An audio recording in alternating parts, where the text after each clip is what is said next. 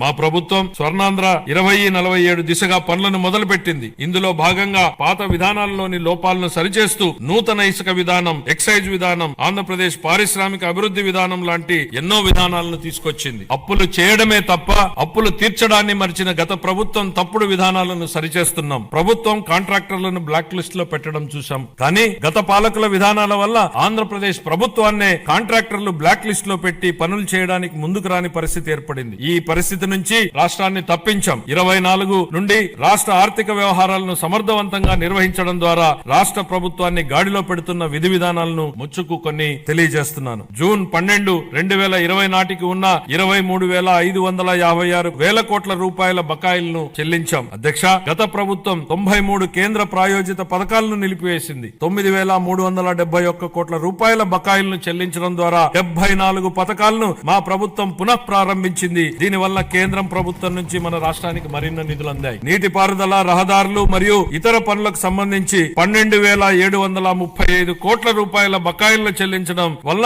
రాష్ట్ర ఆర్థికాభివృద్ధి పునరుత్తేజితమైంది.